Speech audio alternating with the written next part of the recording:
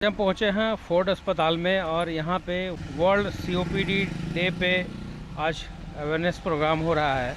तो चलते हैं अंदर और आपको बताते हैं कि क्या है सीओपीडी। करने वाले मिलते हैं, यानी कि अगर 100 पेशेंट सीओपीडी के हम लोगों को मिलेंगे पूरे विश्व में, पूरे वर्ल्ड में, जिसमें करीब करीब 30 से 40 लोग सिगरेट पीने वाले होंगे। तो सबसे पहला, सिगरेट पीते हैं नहीं पीजिए, कोशिश कीजिए छोड़ने का। नहीं छोड़ सकते हैं तो डॉक्टर से मिलिए। बहुत सारी दवाइयाँ आ गई हैं जो बूढ़े लोगों के लिए या जो भी पेशेंट सीओपीडी के हैं उनके लिए भी टीकाकरण होता है। निमोनिया के लिए, इन्फ्लुएंजा के लिए, स्वाइन फ्लू के लिए। तो ये 3-4 जो निमोनिया का कॉमन काउज है उसके लिए भी टीकाकरण किया जाता है। और आपके घर में या आपके आसपास कोई भी एजमा यानी अस्थमा या सीओपीडी के पेशेंट है उनको प्रमोट करें। थोड़ा महंगा जरूर है दवाई ये टीकाकरण, बट ये हॉस्पिटल में एडमिशन से बचाता है पेशेंट को, निमोनिया से बचाता है। और जितना कम निमोनिया होगा पेशेंट को, सीओपीडी वाले पेशेंट को, उनकी लाइफ, उनका जीवन काल उतना लंबा खींचेगा। सीओपीडी के पेशेंट को खाना भी अच्छे से देना होता है क्योंकि वो हफ्नी के कारण खाना कम खा पाते हैं, शरीर कमज़ोर होता है, प्रोटीन की मात्रा शरीर से घटने लगती है। और हमारा फेफड़ा जो है मसल से बना हुआ है, फेफड़ा के बाहर जो मसल्स हैं वही फेफड़ा को ये करता है, मूवमेंट देता है। तो अगर मसल्स कमज़ोर हैं तो पेशेंट सांस नहीं ले पाएंगे ठीक से। तो प्रोटीन ज़्यादा दें अपने पेशेंट्स को। अगर आपके घर में सीओपीडी के पेशेंट हैं, प्रोटीन हमेशा लाभकारी होता है। और ये चावल हो गया, चावल से बचे, चावल कम से कम दें, या फिर संभव हो अगर पेशेंट बिना खाए रह सकते हैं तो चावल ना दें, क्योंकि कार्बोहाइड्रेट हमेशा हानि करता है सीओपीडी के लेट स्टेज में जाकर के। तो बेस्ट है कि प्रोटीन वाली दवा डाइट दें, और बेस्ट है कि डाइटिशियन के कंसल्ट में हमेशा रहे उसके लिए कि क्या नहीं देना है, क्या देना है। किन्हीं का कोई प्रश्न हो तो स्वागत है। सर, जैसे कि अगर पेशेंट को सीने में दर्द हो रहा है उस स्थिति में क्या किया जाए? अचानक सीने में अगर दर्द हो रहा है, अचानक पसीना आ रहा है, पसीना आ रहा है, तो ये हार्ट का सिम्टम हो सकता है ना। क्योंकि पसीना के साथ छाती दर्द अगर हो रहा है तो सबसे कॉमन कॉज होता है हार्ट अटैक। सीओपीडी वाले पेशेंट में सबसे कॉमन होता है हफ्नी। हफ्नी होगा, बुखार हो सकता है, खांसी बलगम के साथ सबसे कॉमन होता है।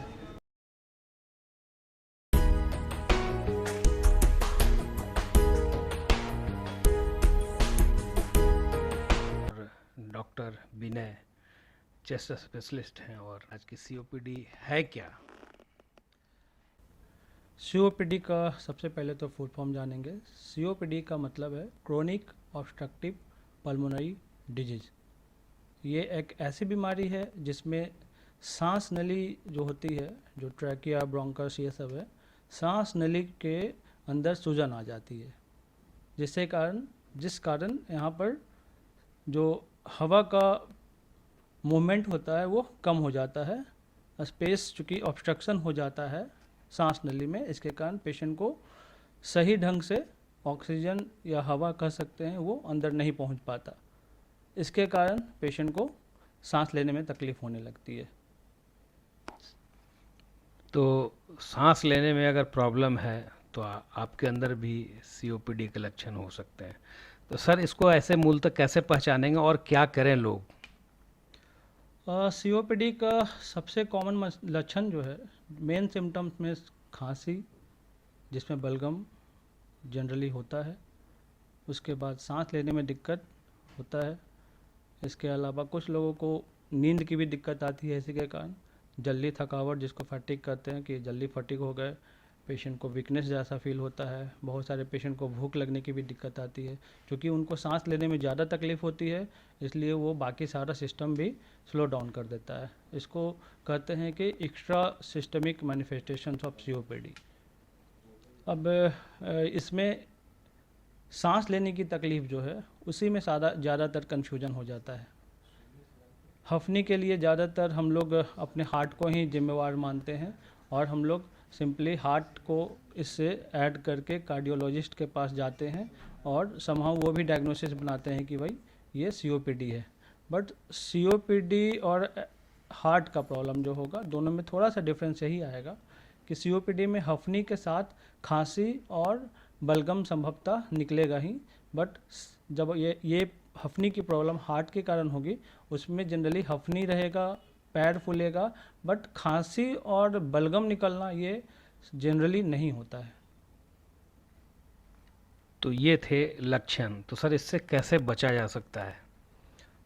बचा जा सकता है ये तो थोड़ा कहना मुश्किल है अब, क्योंकि हमारे देश में खास करके हम लोग बिहार में हैं, यहाँ पे एयर क्वालिटी इंडेक्स जो AQI के लेवल के नाम से हम लोग जानते हैं, वो काफ़ी हाई होता जा रहा है। अभी का आज के डेट का 300 प्लस जा चुका है।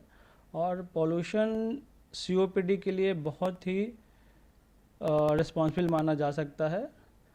इसके पहले जब पॉल्यूशन को छोड़ दें तो सिगरेट स्मोकिंग, धूम्रपान मुख्यतः COPD का मेन कॉज होता था, जिसमें अभी का अगर डेटा देखा जाए तो स्मोकिंग के कारण अप्रॉक्स 20 कम हो जाएगा, 30 to 40% लोग COPD के बीमारी से ग्रसित हो चुके हैं, और बाकी 60% to 70% अभी बाकी रीजन्स, जिसमें सबसे कॉमन हमारा पॉल्यूशन, एयर पॉल्यूशन आएगा। अब निदान में एक तो हो गया कि स्मोकिंग को छोड़ें, धूम्रपान से बचें। एक्टिव स्मोकिंग के अलावा पैसिव स्मोकिंग यानी कि सिगरेट पीने वाले के बगल में बैठने से भी बचें, क्योंकि पैसिव स्मोकिंग भी बहुत बड़ा काउज है आज के डेट में इस COPD के लिए। सेकेंडली, हो सके तो अपने लेवल पे, अपने स्तर पे भी ग्रीन प्लांटेशन करें, और पॉल्यूशन को रोकने, एयर पॉल्यूशन को रोकने के लिए कदम उठाएं, जैसे कि व्हीकल्स का कम यूज़, पब्लिक ट्रांसपोर्टेशन का ज़्यादा यूज़, थोड़ा वॉकिंग करके पेट्रोल और डीजल की खपत को कम करना, सोलर प्लेट घर पे लगवाना, ये सब किया जा सकता है। और ट्रीटमेंट की बात जब आएगी तो पहले तो इसमें बहुत ही सिंपल टेस्ट से हम लोग पकड़ सकते हैं कि COPD है पेशेंट को। उसके लिए एक पल्मोनरी फंक्शन टेस्ट होता है, PFT जिसको कहते हैं, या फिर रेस्पिरोमेट्री भी कहा जाता है।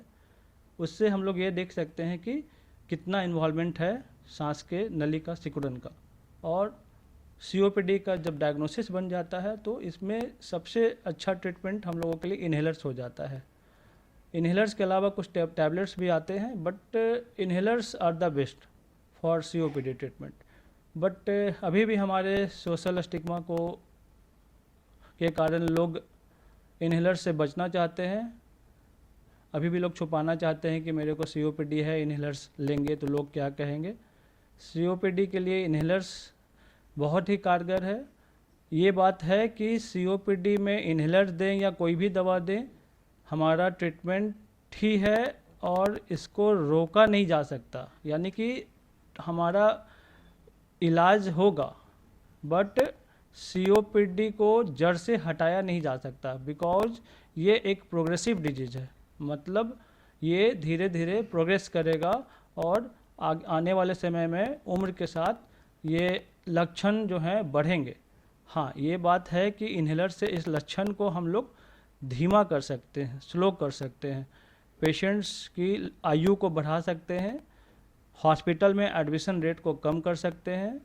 और जब हॉस्पिटल में एडमिशन कम होगा तो पेशेंट फाइनेंशियली भी ठीक रहेंगे, दवाइयों को खरीद पाएंगे, क्योंकि हमारा देश जो है, हमारा समाज ज़्यादातर मिडिल क्लास और लोअर मिडिल क्लास में ही आता है, और मिडिल एंड लोअर क्लास में COPD सबसे ज़्यादा अभी भी देखा जाता है। तो देखिए, अगर एक बार आपको अगर COPD हो जाएगी तो फिर ये ठीक नहीं होगा, लेकिन इसको आप इन्हेलर से कम कर सकते हैं। तो सर एक सवाल ये, जैसे लोग बोलते हैं दम्मा, तो दम्मा और इसमें क्या अंतर है? दम्मा यानी कि ब्रोंकियल एजमा और COPD दोनों में सिम्टम सेम होते हैं। सांस की तकलीफ़ जनरली देखा जाता है, सामान्यतः हफनी के अलावा खांसी होता है। लेकिन एजमा जनरली फैमिलियल कह सकते हैं कि परिवार से आता है, अनुवांशिक होता है, और इसका इलाज हो सकता है। इसको हम लोग मेडिसिन से काफ़ी हद तक ठीक कर सकते हैं, क्योंकि ये प्रोग्रेसिव डिजीज नहीं है। बट COPD प्रोग्रेसिव है, इसलिए इसको पूर्णतः ठीक नहीं किया जा सकता है। तो देखिए, आप भी पहला तो कोशिश कीजिए कि पॉल्यूशन जितना कम कर सकें तो उसमें कम करने में सपोर्ट करें। और किन्हीं में अगर COPD का लक्षण दिखता है तो एक बार आप कंसल्ट डॉक्टर से ज़रूर करें। तो आज हम पटना नगरिया में मिलवा रहे थे चेस्ट स्पेशलिस्ट डॉक्टर विनय जी से, जो फोर्ड अस्पताल पटना में पोस्टेड है। पटना नगरिया का 1 साल पूरा होने वाला है। आपको बहुत बहुत शुभकामनाएं। ऐसा ही कमाल का काम करते रहें और बिहार का नाम रोशन करते रहें। तो बने रहिए पटना नगरिया पे।